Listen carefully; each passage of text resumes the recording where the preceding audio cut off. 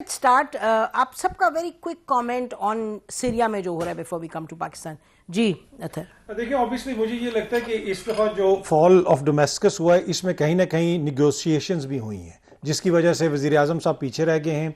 अब खित्ते के अंदर अगेन जो डिफरेंट पावर्स हैं उनके अंदर आपको नज़र आ रहा है कि वो थोड़ा सा कॉन्फ्लिक्ट भी है. टर्की का अपना किरदार है, उसका ईरान का अपना किरदार है. गोलान हाइट्स के ऊपर इसराइल ने अपने टैंक्स भेज दिए हैं. तो इसराइल इस सारी सूरत हाल में तो वाज़े विनर हमें नज़र आ रहा है. हैविंग सेड दैट मेरे ख्याल में बशारुल असद फैमिली जो वहाँ पे थी, हाफिजुल असद थे उनसे पहले, ये 50 साल एक आमरीत थी जो ज़बरदस्ती वहाँ पे काबिज थे, मेजॉरिटी इनके खिलाफ थी, लेकिन इन्होंने वो जो इकोसिस्टम था वो बनाया हुआ था इसलिए कि वहाँ पे डिफरेंट सेक्ट्स हैं, मज़ाहिब हैं, उन सब को इन्होंने एक तरह से जोड़ के रखा था. अब बड़ा चैलेंज ये होगा कि ये जो नए लोग आए हैं, खुदा न खास्ता वहाँ पे कत्लो गारत होती है या कोई सियासी फार्मूला बनता है और हम जमहूरियत की तरफ जाते हैं. अगर आपने बशारुल असद को उतार के रिलीजियस एक्सट्रीमिस्ट वहाँ पे बैठा देने तो मेरे ख्याल में वो तो फिर लॉस होगा सबका. चलें, we'll have to watch. जी मैं जी अतर साहब की बात से एग्री करते हुए कहूँ कि लार्जर इशू ये है कि क्या मिडल ईस्ट के अंदर एक ऐसी बॉल्कनाइजेशन होने जा रही है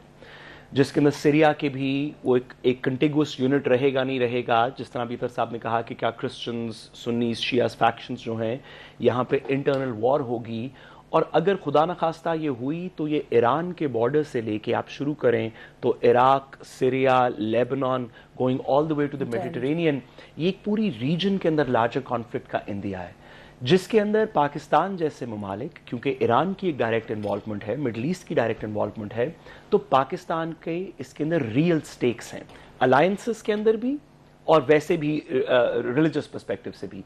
आखिरी बात मैं इसमें ये कहूँ कि हमें पिछले 21 साल के एक्सपीरियंस से 2004 में जब इराक की जंग शुरू हुई उसके बाद के एक्सपीरियंस से सीखना चाहिए कि जिन ममालिक में एक दफ़ा आप पॉपुलिस्ट लीडर्स को निकाल के कुछ मुसल्लत करते हैं और लोग उसको एक्सेप्ट ना कर रहे हों तो फिर दिहाइयाँ लग जाती हैं, वो ममालिक वापस ठीक नहीं होते. इस चीज़ के अंदर हमारे लिए भी कुछ लेसन्स हैं. बहुत अच्छा हो कि हमारे सीरियस लोग इस सिचुएशन को देखते हुए पाकिस्तान के अंदर थोड़ी सी अमन की फ़ज़ा लेके आए. हमारे सामने ममालिक हैं पिछले 20 साल में बिखर गए. बिल्कुल, बेशक. अच्छा शौकत, तो आप बताइएगा आप कैसे देख रहे हैं दिस डेवलपमेंट इन सीरिया? देखें ना, ये जितनी सिचुएशन है इस रीजन में, ट्यूनीसिया फॉर एग्जांपल, फिर कर्नल कदाफी लिबिया में, फिर सद्दाम हुसैन इराक में, अभी बशारुल असद फैमिली या अल असद, हाफिज अल असद फैमिली, अगर 50-50, 60-60 साल आप रहेंगे और लोगों को दबा के रखेंगे, कोर्सिव मेयर इस्तेमाल करेंगे. आज जो जेल टूटी उसमें से जो विजुअल्स आए, ना सिर्फ बड़े जेलों में हैं, छोटे छोटे बच्चे भी उन्होंने अपने मुखालफिन को रखे हुए थे. तो मेरा ख्याल है पब्लिक रिएक्शन को रोका नहीं जा सकता.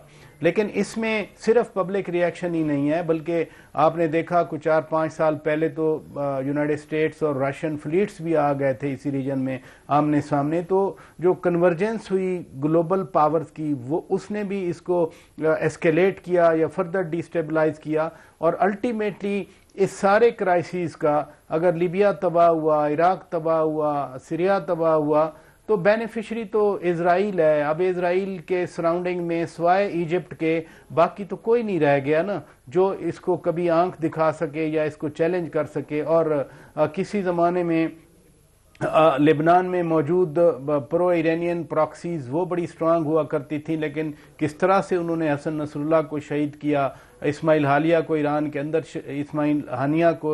के अंदर शहीद कर दिया. तो अल्टीमेटली लूजर, अगर एक मुस्लिम ब्रदरहुड में देखें तो हम मुसलमान लूजर हैं इस सारे क्राइसिस में. मेरे लिए बड़ा अनफॉर्चुनेट है ये सारा कुछ, बहुत अनफॉर्चुनेट है. Muneeb, how do you see this development?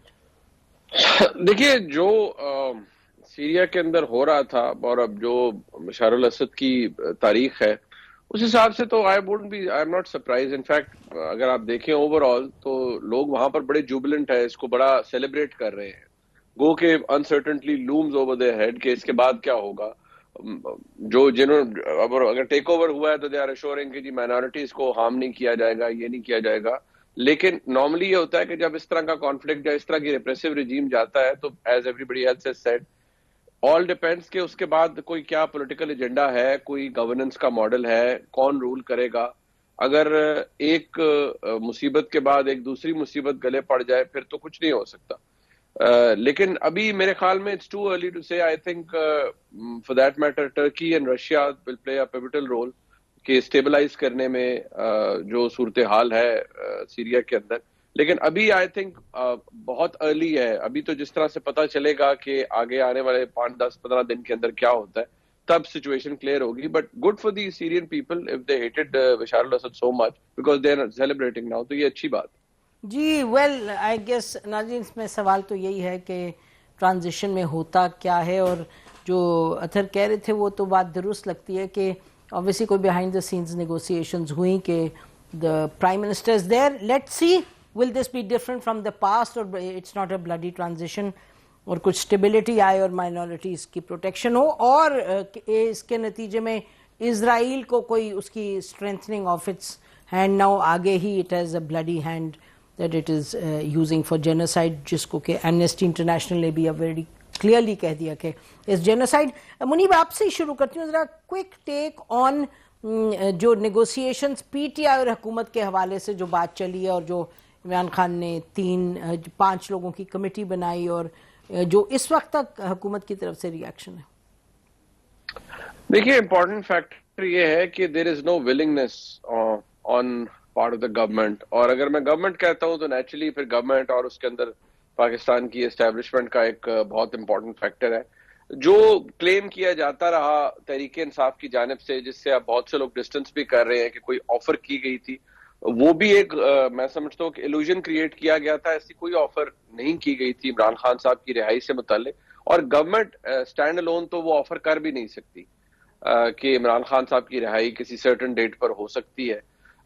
معاملہ جہاں تھا وہیں پر ہی ہے, اور یہ 3 ڈیمانڈز اگر انہوں نے پہلے بھی پروٹیسٹ سے پہلے دی, اب 2-3 ڈیمانڈز کو انہوں نے اور دے دی ہیں, تو میرا نہیں خیال, ویسے تو دیر از نو ہارم کہ کوئی جوڈیشل کمیشن بن جائے اور واقعی اس کی انکوائری ہو کہ 9 مئی یا 26 یا 24 نومبر کو کیا ہوا تھا. لیکن مجھے اس میں بھی کوئی پیش رفت نظر نہیں آتی. اسٹینڈ سٹل ہے اس لیے کیونکہ نارملی اگر آپ دیکھیں, as I always point out, کہ کوئی سیاسی جماعت اس وقت کامیاب ہوتی ہے جب اس کے پاس لیوریج ہو. تحریک انصاف کے پاس یہ لیوریج اس وقت نہیں ہے, ڈسپائٹ دا فیکٹ کہ پارٹی انٹیکٹ ہے, ووٹر سپورٹر بھی ہے, سب کچھ ہے, but what leverage do they have against the government or for that matter against the establishment? That is not there. تو جب تک وہ نہیں ہوگا تو آپ اپنی ٹرمز ڈکٹیٹ نہیں کروا سکتے. بائی اسلام آباد پہ بار بار آنے سے وہ تو ایک ٹھیک ہے, آپ کوشش کریں پھر آئیں, لیکن اس سے بھی کچھ خاطر خواہ نتائج تو حاصل نہیں ہوں گے. جو پالیسی ہے عمران خان صاحب کی طرف یا اسٹیبلشمنٹ کی طرف, وہ اسٹیبلشمنٹ کی عمران خان صاحب کی طرف وہ نہیں بدل رہی. I don't see that changing. It has not change in the past 2 years. ابھی بھی وہ بدل نہیں رہی. And with this meaningless call for civil disobedience اور یہ اور وہ, سو آئی تھنک یہ فردر انٹیگنائز ہی کرے گی سچویشن کو. سو ابھی تو آئی ڈونٹ تھنک کہ کوئی مٹیریل چیز ہو رہی ہے, and I am seeing it with all the information that I have, کہ nobody is even government کے اندر کوئی سیریس نہیں ہے about these talks.